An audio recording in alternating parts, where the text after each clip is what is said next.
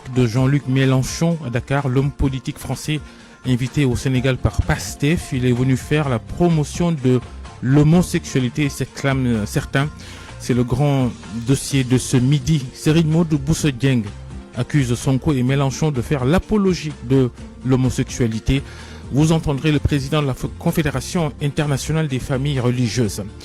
La réaction de salariés du Soleil après la nomination d'un nouveau directeur général pour le journal, Lamine Niang de Jotna Media qui remplace Yaham Mbaye de l'APR. Le Tchad, le Soudan, le Proche-Orient, le journal international, nous serons avec Nafissatou Silla. Les sports, rendez-vous avec Malal Junior Diagne. Nous sommes à la veille de la 24e journée de la Ligue 1 de football du Sénégal et focus sur Cheikh Londoy, le gardien du Jaraaf qui a fait 9 clean sheets sur les 10 derniers matchs de son équipe.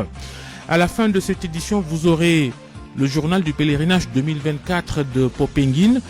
Nos équipes sur place depuis ce matin. Bonjour Barthélémy Ngom. Il n'est pas là. Vous nous présenterez ce journal 2024 du pèlerinage de Popenguine. Il est là, Barthélémy, bonjour. Bonjour Babacar Fall, bonjour à toutes et à tous et bienvenue ici à Popenguine. Et le premier sommaire numéro du journal du pèlerinage, la 136e édition. Et le sommaire de votre journal, Barthélémy. Eh bien, nous allons dès l'entame du journal du pèlerinage revenir sur le thème de l'édition de cette année qui appelle à un Sénégal de justice et de paix. Nous serons avec le président de la commission organisation, l'abbé Augustin Sébastien Mamadiouf. Le diocèse de Thiès, vous le savez, est à l'honneur cette année. Cheikh Anta Diop nous fait le point sur les préparatifs et vous allez le voir, les jeunes du diocèse veulent surtout réussir le pari de l'organisation. La marche pèlerinage, un acte de foi, des milliers de jeunes vont rallier Popenguine à pied, comme chaque année d'ailleurs. Pour cette édition 2024, ils seront 1900 à Kitembourg, chrétiens comme musulmans. Ndeye Mati Dieng nous en parle. Et puis, ici à Popenguine, la Sénélec est sur le terrain depuis quelques jours maintenant. Le directeur général a rendu visite à ses équipes. La Sénélec, dit Papa Mademba Bitey, a débloqué une enveloppe de 500 millions de francs CFA pour une couverture adéquate du pèlerinage. Voilà, Babacar, le menu de ce premier numéro du journal du pèlerinage. D'accord, à tout à l'heure, Barthélémy.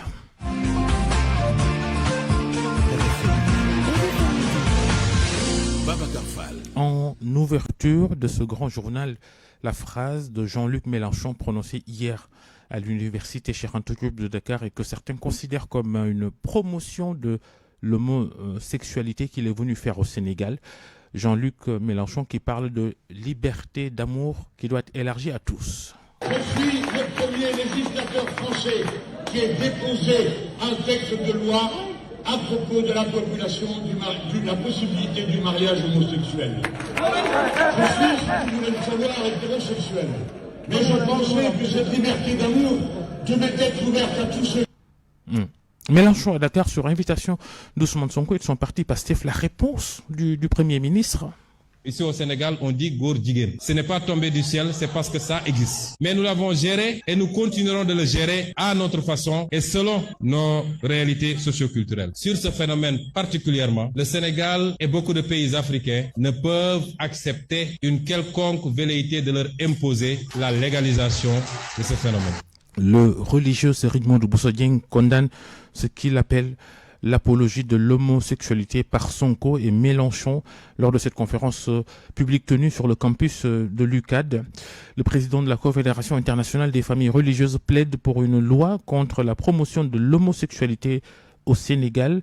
Serigne Modou Bousso Dieng, interview réalisée par Elhadj Ndiogou Diène.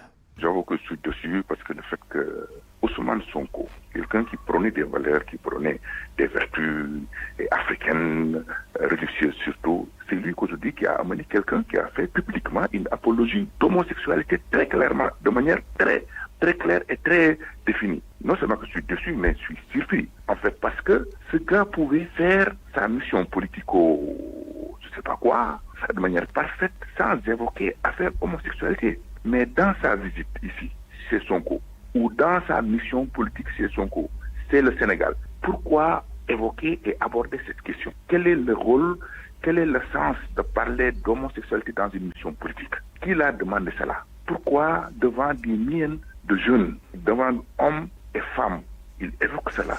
Ça veut dire qu'il voulait faire la promotion de ces méfaits. La réponse de Sonko n'était pas claire ni tracée.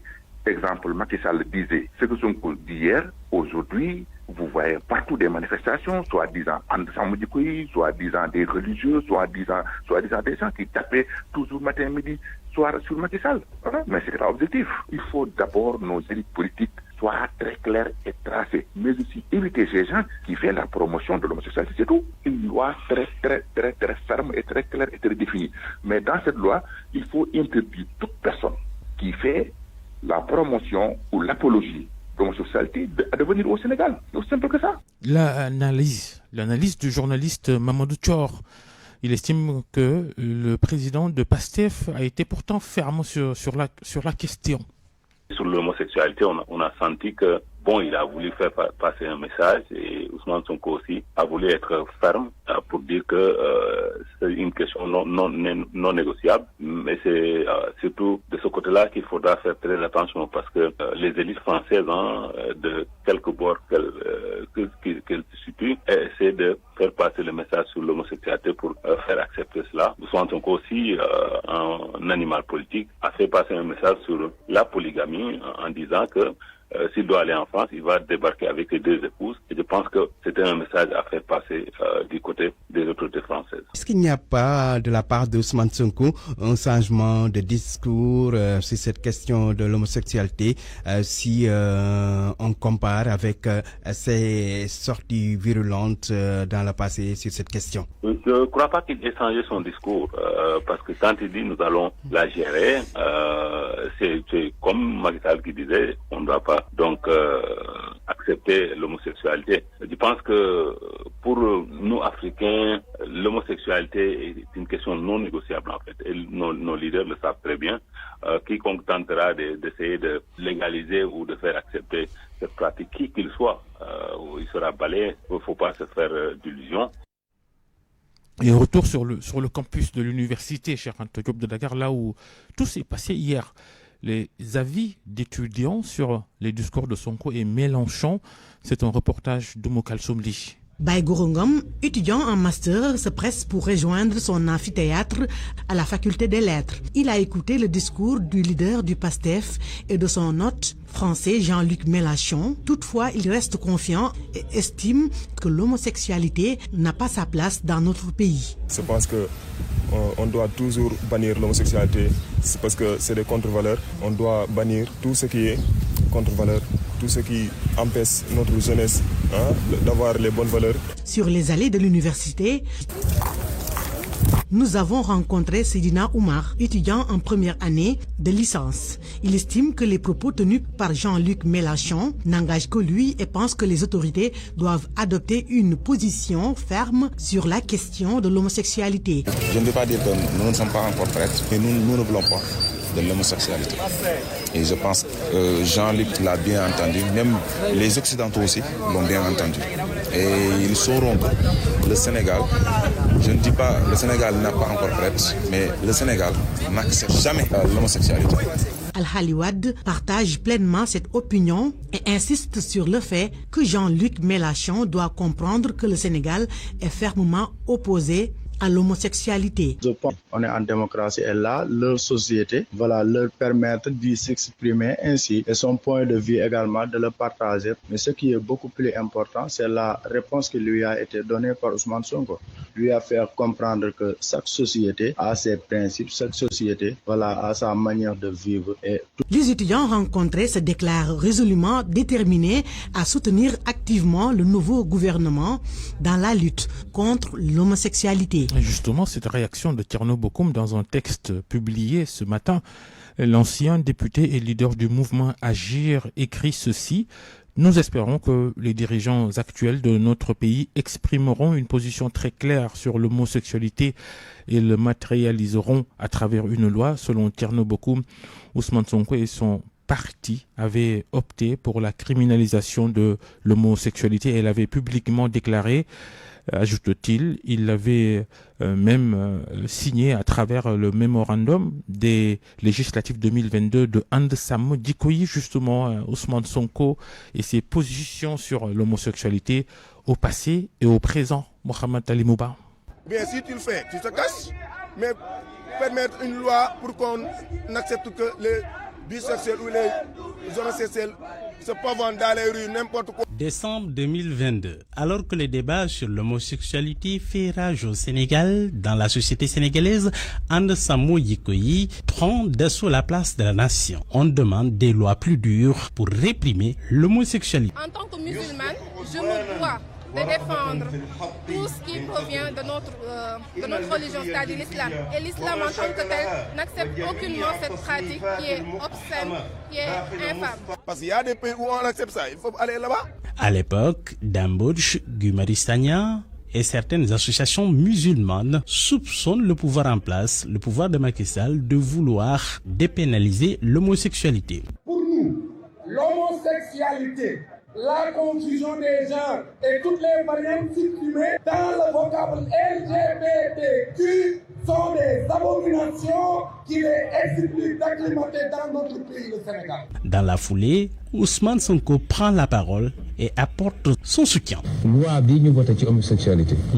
bu ñu koy voté homosexualité melul woon nii. newul woon un phénomène mondial boo xam dañoo yor seen agenda mais léegi dañ koy imposer réew yëpp melul woon ni. kon nga bëgg a taxaw ci jamono 1968 ba léegi te yow loi terrorisme bu ñu voté 2015 bi nga tiitee ñëw dem nga ko modifier ne dama ciy yokk léegi écoute téléphone yeeg même conversation ak avocat yi nangam nangam. Le leader de PASTEF va plus loin. Une fois au pouvoir, PASTEF va faire voter une loi plus dure. te bu ma yàlla mayoon ma dénk réew mi bokk na ci loi yi may njëkk a voté ñu criminaliser bu ma yàlla dénkoon réew mi bokk na ci loi yi may njëkk a voté. À l'époque, And Sammou Dikoyi et autres avaient donné 10 jours à Macky Sall et à ses députés pour faire voter cette loi. 11 députés à l'époque avaient déposé une proposition de loi pour porter les peines de prison de 5 à 10 ans. Le bureau de l'Assemblée nationale avait rejeté la proposition en invoquant le fait que le code pénal sénégalais réprimait déjà sévèrement l'homosexualité. RFM, la radio de toute l'actualité. La suite de son grand journal, les travailleurs du quotidien national Le Soleil attendent de leur nouveau directeur général Lamine Niang un projet pour l'entreprise et une nouvelle vision du service public de l'information. Ils soutiennent avoir mené un combat de principe contre leur ancien directeur général Yakham Mbaye. À ce propos, Ndiol Makasek, le coordinateur du collège des délégués du Soleil. Féliciter le nouveau DG, M.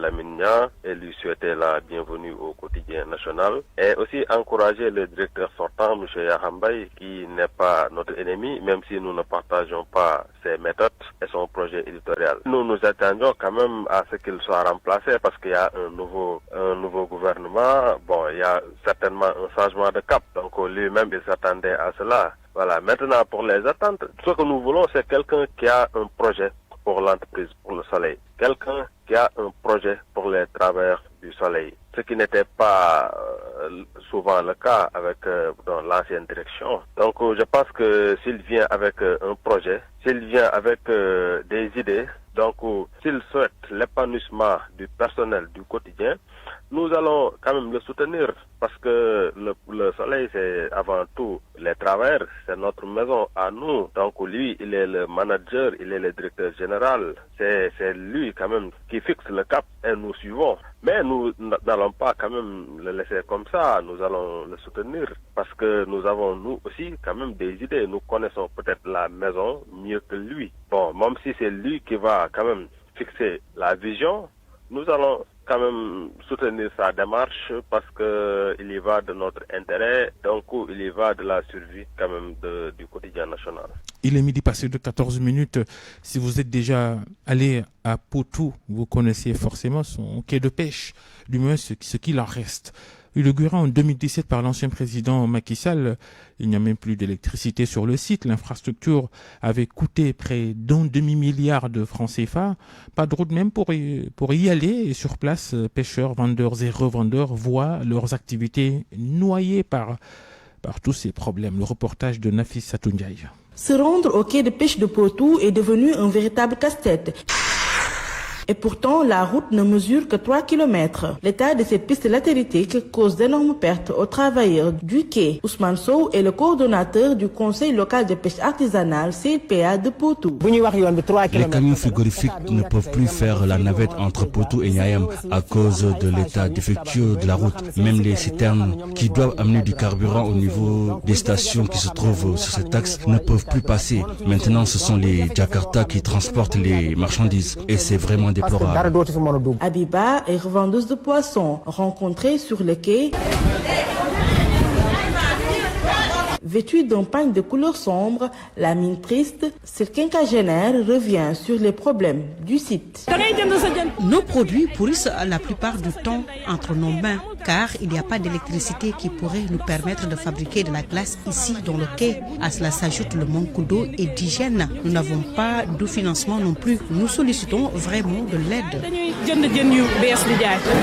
L'absence d'habitation pour les pêcheurs étrangers est aussi une autre préoccupation, selon le coordonnateur du CLPA de Potou. Il y a suffisamment de poissons dans la mer, mais il n'y a pas assez de pêcheurs. Ceux qui venaient de Saint-Louis ou ailleurs ne peuvent plus vivre ici à cause de l'érosion côtière. Je profite de cette occasion pour demander au maire de la commune de Léona de les aider à trouver des habitations. Auparavant, on était environ 150 pirogues étrangères, mais maintenant, on n'en voit que 30 parfois. La situation du quai de pêche de Potou va de mal en pis et si rien n'est fait, il finira par être fermé complètement, selon Ousmane Sow, coordonnateur du CLPA. Toutefois, il invite les nouvelles autorités à résoudre tous ces problèmes. Nafissatou Ndiaye, Potou, Radio Futur Média. Les nouveaux pouvoirs publics interpellés également par les horticulteurs et les autorités municipales de NIT qui les exhortent à aménager plus d'espace pour la culture de l'oignon dans cette commune située dans la région de Saint-Louis avec plus de 100 000 tonnes d'oignons récoltés. Le maire Adam Assar estime que s'ils ne sont pas appuyés, eh bien c'est toute cette production, cette grosse production va pourrir. Et pourtant, on pouvait s'appuyer sur ces récoltes pour avoir de l'autosuffisance en oignons dans le pays. Il le dit au micro de Mamadou Diagne. Souveraineté alimentaire, nous ne pouvons pas parler d'autosuffisance alimentaire sans passer par le lac de guerre. Nous avons produit 100 000 tonnes d'oignons de qualité avec un prix abordable récemment sur une superficie de 100 hectares. Et nous pouvions produire plus, mais tel n'est pas le cas à cause du problème de moyens. Et qui dit moyens dira forcément l'État, car seul l'État a les moyens nécessaires. C'est pourquoi nous interpellons ce nouveau régime sur les potentialités qu'il y a dans cette zone. Que le président de la République sache que la souveraineté alimentaire passera par le lac de guerre, surtout dans cette localité où il y a les terres, l'eau et le soleil. J'avais dit à l'Assemblée nationale que si le Sénégal veut se développer, nous devons revoir la politique agricole du pays, de même que son budget. Il faut que l'État investisse 1000 milliards de son budget dans l'agriculture, car le Sénégal doit être souverain. Et pour réussir cela, il faut que l'État y mette les moyens. Nguerkhor porte d'entrée de la Petite Côte, une commune aux potentialités immenses mais sous-développée. Conséquence, le sous-emploi, la pauvreté, ce qui inquiète les responsables locaux de la coalition Diomaye, président Ahmed Diallo, le président du parti Gox Yu Bess, membre de cette coalition, rappelle au président de la République ses promesses électorales et lui demande en même temps de réformer les collectivités territoriales pour donner plus de pouvoir aux mairies. Ahmed Diallo avec Ndaïmati Dieng. Il y a principalement deux piliers que le nouveau gouvernement doit réussir. C'est d'abord une vraie décentralisation. Ça, c'est le cœur du projet politique de Gox Yu Bess Anta. Il faut que les communes soient autonomes. Il faut que les communes soient responsabilisées. Il faut que les maires soient responsables de leurs actes. Et c'est cela qui permettra d'avoir un changement dans chaque localité du Sénégal. Le changement ne doit plus se limiter à Dakar ou dans les grandes villes. La réalité, Nguerkhor est une commune abandonnée et une commune mal organisée.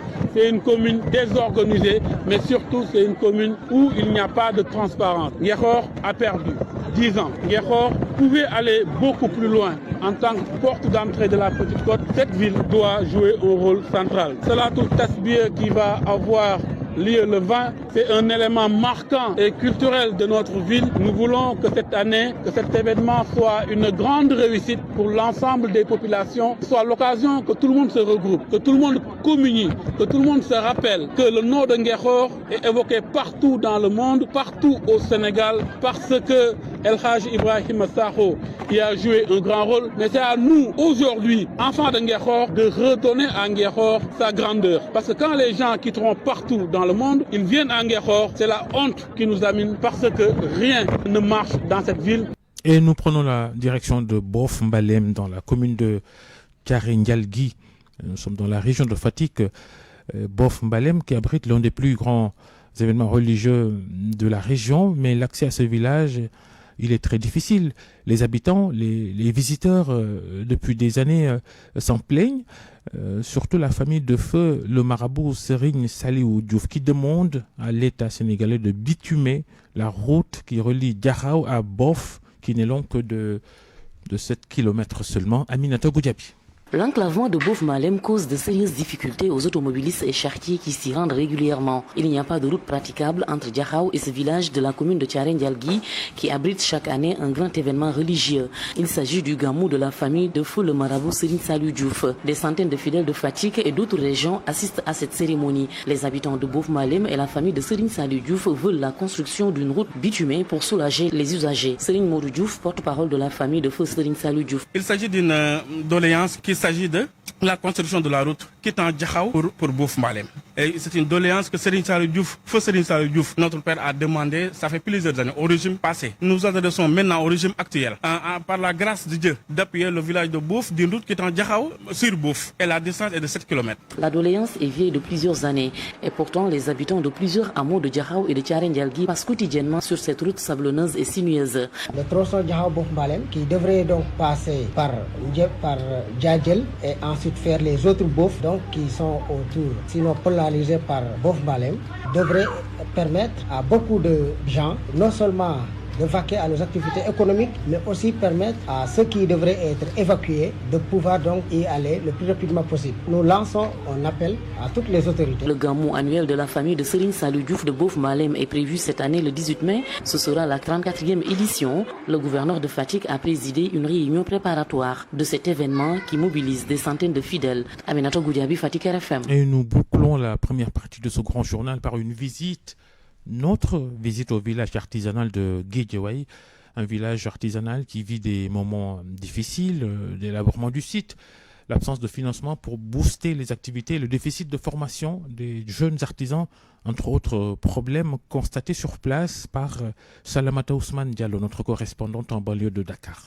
El Hadj Babacar Seck, je suis le président du village artisanal de Guédiawaye. Nous sommes très en retard par rapport aux pays de la sous-région. Les attentes sont nombreuses au village artisanal de Guédiawaye. Parce qu'on ne peut pas parler de tourisme, parler de vendre destination Sénégal sans autant mettre en œuvre et en valeur les espaces qu'occupent les artisans à qui, si tout touriste arrive dans ce pays-là, veut en leur découvrir pour voir leur capacité et leur connaissance par rapport au secteur de l'artisanat. Cela nous permettra d'aller ensemble, mais en même temps vendre la destination Sénégal. Vendre la destination Sénégal, cela doit être forcément passer par la valorisation des villages artisanaux du pays. El Hadj Babacar Seck. Parce que nous avons ici le village artisanal de Guédiawaye. C'est celle la plus grande au niveau de l'Afrique de l'Ouest, qui compte plus de 1000 et quelques artisans de diversité culturelle, artistique, artisanale, aussi d'art, sur laquelle nous devons mettre en valeur. Le secteur ne peut pas partir sans autant que nous les acteurs, qu'on soit impliqués et participer. On voit des gens qui arrivent à leur retraite venir avoir l'obtention d'une carte professionnelle et s'en profiter pour aller parce qu'ils connaissent le chrono, mais ceux qui ne connaissent pas resteront toujours là en train de souffrir et ça va partir parmi les défauts. Face à toutes ces préoccupations, les nouvelles autorités sont interpellées. Ce qui concerne le ministre de l'Artisanat, ce qu'il devait faire, aller faire le tour du Sénégal, essayer de recenser les sites dédiés aux artisans, essayer de les mettre en valeur pour que ces gens-là puissent avoir le courage de mieux innover et représenter le secteur de l'artisanat à travers le Sénégal, surtout particulièrement en Afrique. Le village artisanal de Guédiawaye reçoit chaque jour des centaines d'artisans, mais ces derniers disent être laissés à eux-mêmes face aux nombreuses difficultés qui plombent leur secteur d'activité. Salamata Ousmane Diallo, Guédiawaye, Radio Futur Média. Merci d'écouter le grand journal sur RFM, il est midi 24. RFM. L'actualité internationale. Avec Nafissatou Silla. Bonjour Nafissatou. Bonjour Babacar, bonjour à tous. Le Tchad, Emmanuel Macron a félicité Mahamat Idriss Déby pour son élection à la présidence. C'est au cours d'un entretien téléphonique où Emmanuel Macron a aussi appelé à la poursuite du dialogue politique. Selon un communiqué de l'Élysée, le président français a aussi salué l'engagement démocratique du peuple tchadien qui s'est mobilisé dans le calme le jour du scrutin. Il a également dit l'importance de que l'ensemble des acteurs politiques poursuivent leur dialogue dans un esprit d'ouverture et de cohésion nationale pour faire face aux défis du Tchad. Au Soudan du Sud, le gouvernement et l'opposition rebelle, s'engagent pour la paix. Effectivement, Babacar, le gouvernement soudanais et les groupes d'opposition rebelles ont signé ce jeudi une déclaration d'engagement en faveur de la paix lors des pourparlers de médiation de haut niveau au Kenya, une étape clé dans les efforts qui visent à mettre fin au conflit au Soudan du Sud qui a longtemps paralysé l'économie. Fatumbawa. Le contenu de l'accord n'a pas été rendu public lors de la cérémonie de signature à laquelle ont assisté des diplomates et des groupes de la société civile. Les groupes d'opposition rebelles ne faisaient pas partie de l'accord de 2018 qui a mis fin à la guerre civile de 5 ans au Soudan du Sud qui a fait 400 000 morts et des millions de déplacés. Le ministère kenyan des Affaires étrangères a déclaré que l'accord constitue une première étape dans les pourparlers en cours, au cours desquels les parties belligérantes se sont engagés à mettre fin à la violence et aux hostilités. Au début des pourparlers de médiation de haut niveau lancés il y a une semaine, le président du Soudan du Sud, Salva Kiir, a remercié son homologue kenyan, William Ruto, d'avoir accueilli les négociations.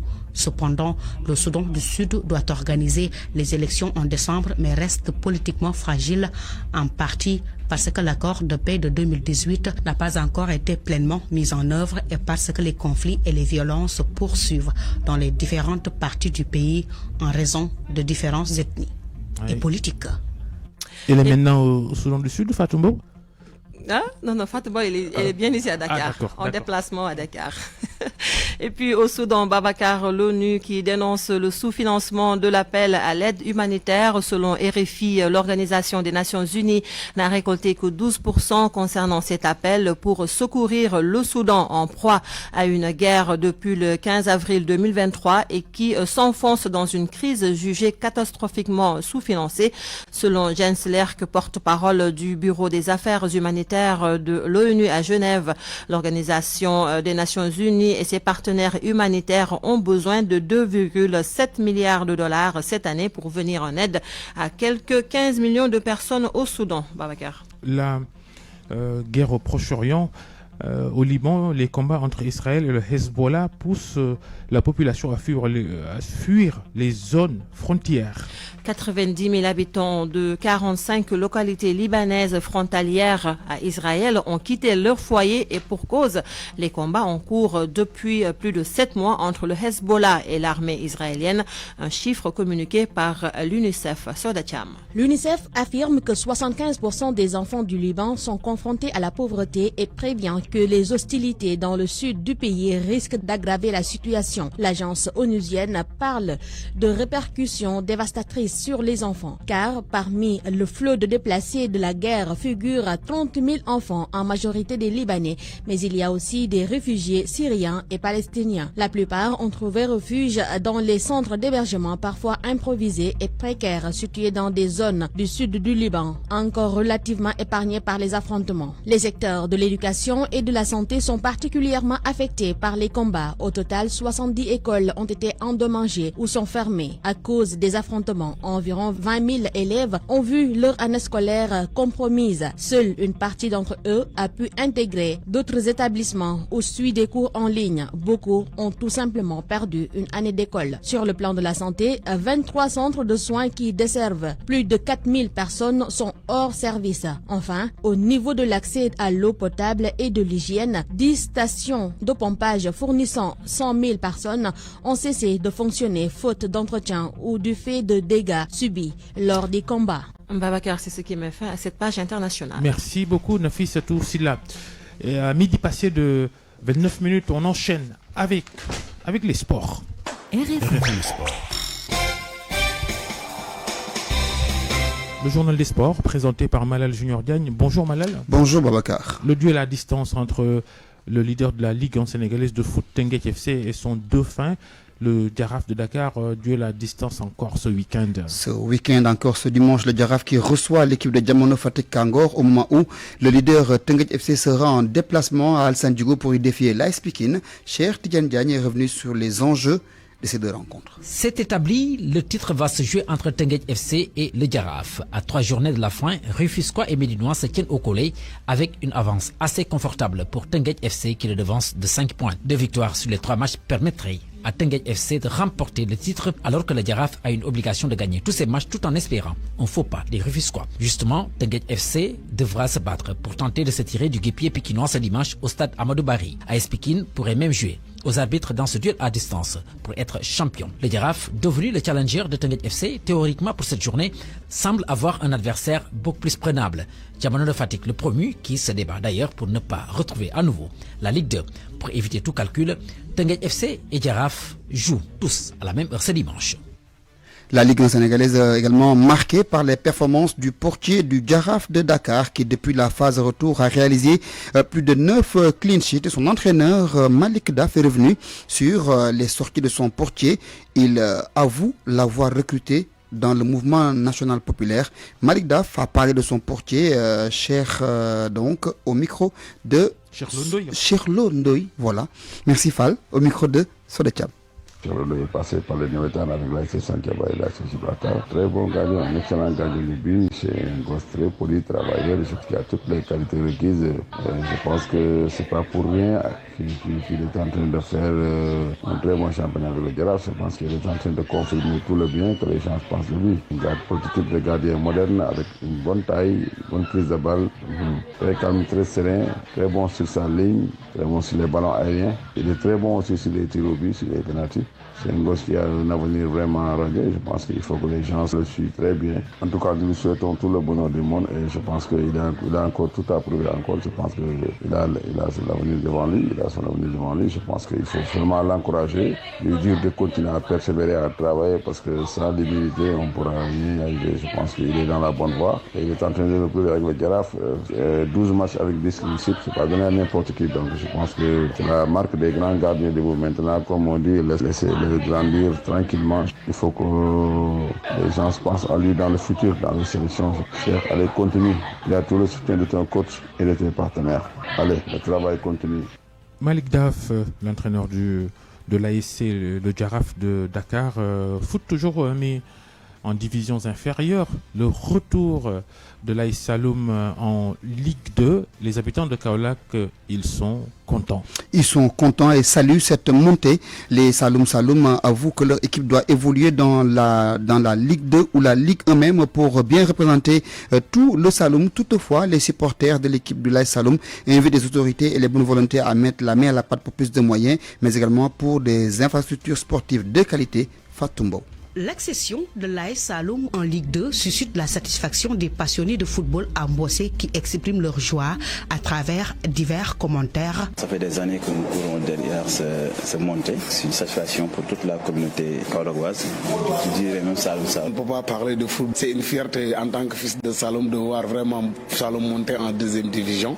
Le Québec, il a relancé d'une manière à une autre le développement du football kaolackois à travers cette grande équipe qui a toujours véritablement honoré le signe et la Saloum. Cette réussite ne sera pas exempte de défis pour l'équipe et ses dirigeants, comme le souligne Alun Badrassar, un fervent supporter, rappelant que l'objectif demeure ambitieux. Mais on attend plus de ces jeunes-là pour qu'ils puissent donner encore la meilleure version pour que Saloum puisse monter en première division. Non, l'objectif n'est pas encore atteint, ça reste encore. Pour surmonter ces obstacles, Cheikh Sarr insiste sur la nécessité de doter Kaolack d'infrastructures sportives adéquates, pointant du doigt le déficit criant dans la région. Kaolack pleure les infrastructures sportives. Le moment est saisi pour attirer l'attention des pays autorités. Kaolack regorge beaucoup de talents dans le monde du football qui veulent faire de grands résultats sur le football. Donc nous demandons à Mme Khadidjienne Gaye. Après une décennie de persévérance pour cette promotion, les supporters appellent tous les Kaolackois à soutenir l'ASC Saloum et son président dans leur quête d'atteindre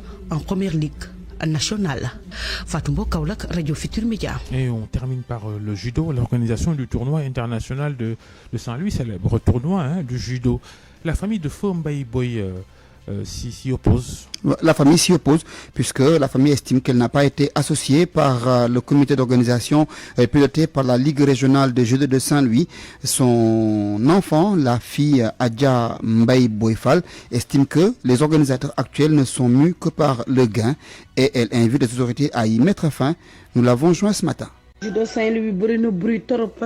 Vraiment, il y a trop de bruit ici à Saint-Louis et on ne peut pas parler du judo sans inclure la famille de Mbaye Boye. Et c'est Mbaye Boye qui a lui-même créé le judo international de la ville de Saint-Louis. Ils ont une ligue. Et vraiment, ils n'ont pas le droit d'organiser le tournoi de la Ligue internationale de judo de Saint-Louis. Ils n'ont pas le droit de le faire. Et ils n'ont pas le droit de ne pas aviser la famille. L'année dernière, on en était à la 24e édition. Et nous avons organisé la 25e édition. Vraiment, ça part dans tous les sens. Pour moi, ils le font uniquement pour de l'argent. Ils ne peuvent pas profiter de l'héritage de Mbaye Boye pour vraiment organiser cette manifestation. Ils cherchent seulement le profit. Et on ne veut pas qu'ils détruisent tout ce qu'on a construit autour du judo. Il s'est beaucoup investi dans ce sport. Il faut vraiment que le ministre soit au courant de toutes les manœuvres qui se passent autour de cette manifestation. Les gens le font uniquement pour de l'argent et ce n'est pas juste. Nous réclamons cet héritage. Je suis la fille de Mbaye Boye.